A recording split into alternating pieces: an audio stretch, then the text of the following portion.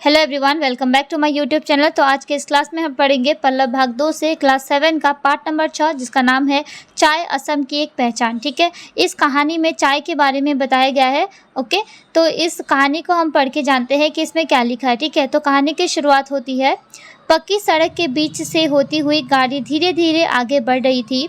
दोनों ओर के हरे हरे पत्तों वाले पौधों को देखकर शबनम और रोहन खुशी से उछल पड़े, क्योंकि पहली बार उन लोगों को ऐसा दृश्य देखने को मिला था। ठीक है, दोनों को ऐसा लगा मानो हरियाली उन लोगों को सामने बुला रही है।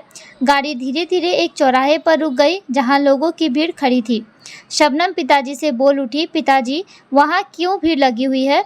शबनम के सवालों का जवाब देते हुए पिताजी बोले, वहाँ झूमर नृत्य चल रहा है, इसलिए लोगों की भीड़ लगी हुई है। इसी बीच झूमर का सुमधुर गान उन लोगों को सुनाई पड़ा। ठीक है, तो कहानी की शुरुआत क्या हुई? कहानी की शुरुआत में शबनम और रोहन को क्या है, असम के सड़क से होते हुए कहीं जाते हुए यहाँ पे दिखाया गया है। ठीक है, और वो जाते जाते रास्ते में जो भी हरियाली दिख रही है, जो भी चीज़ें वो देख रहे हैं, वो पिताजी से पूछ रहे हैं कि वो चीज़ें क्या है, क्योंकि उनके लिए क्या है, ये सारी चीज़ें नहीं है। ठीक है, तो पिताजी उन लोगों को समझा रहे हैं कि यहाँ पे क्या हो रहा है। ठीक है, तो उन्होंने क्या है, झूमर नृत्य देखा था वहाँ पे, और उसके गाने भी उनको सुनने को मिले थे। ठीक है, जैसे आसाम मोरले हमराव मोरबो,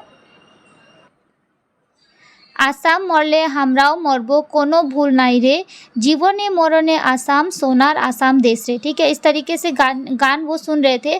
फिर गान सुनकर उन लोगों को पता ही नहीं चला कि वे कब गाड़ी से उतर पड़े। दोनों झूमर देखने लगे। इसी बीच पिताजी बोल उठे, चलो उस दुकान में हम चाय पीते हैं। सभी दुकान में बैठ गए।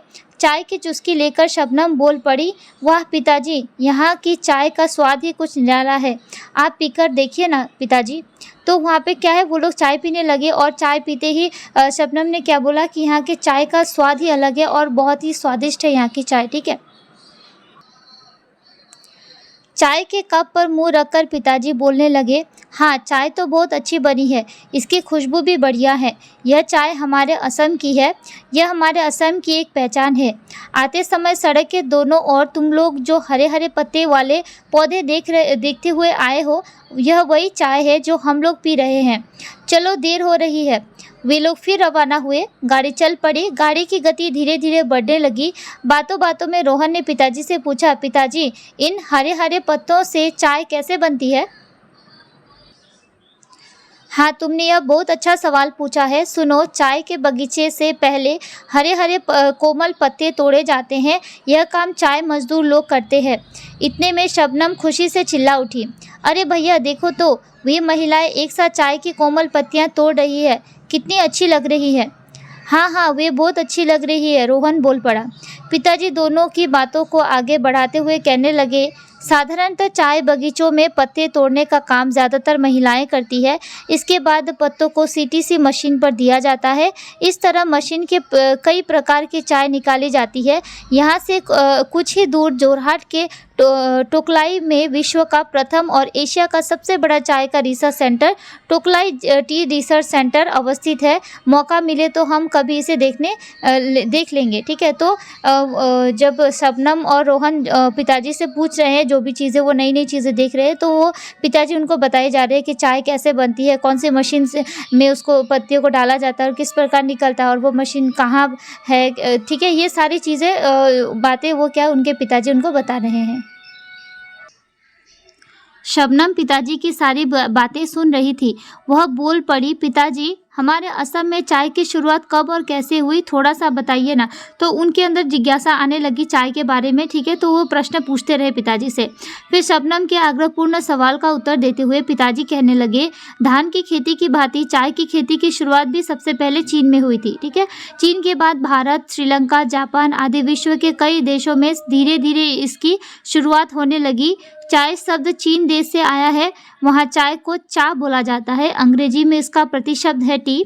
सिंगफो जनजाति चाय को फिनाप अथवा फालाप नाम से जानते हैं। ठीक है, इसके कई नाम दिए गए हैं, अलग अलग जगह पर इसको अलग अलग नामों से जाना जाता है। ठीक है, आहोम लोग चाय को नाम फालाप शब्द से जानते थे। नाम का शब्द है पानी और फालाप का मतलब है चाय। ठीक है, इस प्रकार दोनों के मिलाने पर क्या अर्थ हुआ, चाय पानी। ठीक है, 1823 ईस्वी में ईस्ट इंडिया कंपनी के एजेंट मेजर ब्रूस साहब को सिम्फो के राजा ने चाय के 2 पौधे भेंट किए थे, ठीक है। उसके बाद रॉबर्ट ब्रूस साहब ने असम में चाय की खोज की। इस काम में असम के प्रथम चाय कृषक मनीराम देवान ने भी उनकी मदद की थी। इस तरह रॉबर्ट ब्रूस साहब की खोज से ही असम में चाय की खेती का श्री गणेश हुआ, ठीक है। तब से ही असम में चाय की खेती का आरंभ हुआ। पिताजी कहते गए 1839 ईस्वी में ईस्ट इंडिया कंपनी ने ही पहली बार असम में चाय की खेती की शुरुआत की थी, ठीक है।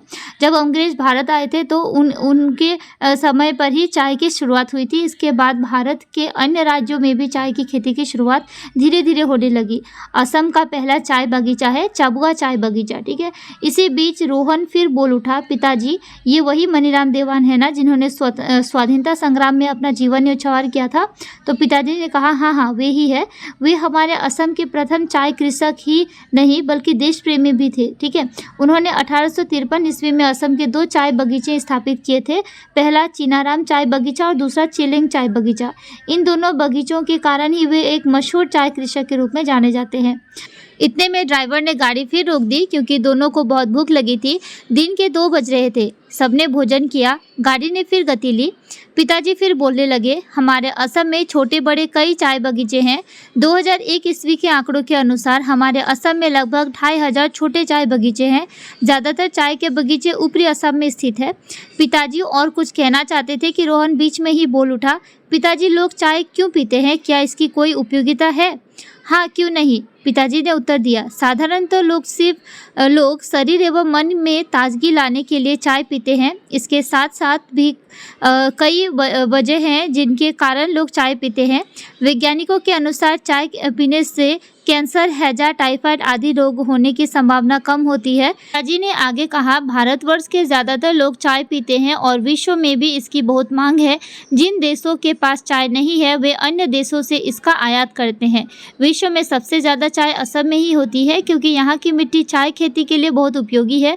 असम की चाय की विश्व बाजार में एक अलग पहचान है। कहा जाता है कि चाय के कारण ही अंग्रेजों ने असम में पहली बार 1885 ईस्वी में रेलगाड़ी की व्यवस्था की थी। इस तरह देखा जाता है कि हमारा असम चाय के लिए ही विश्व में बहुत प्रसिद्ध है।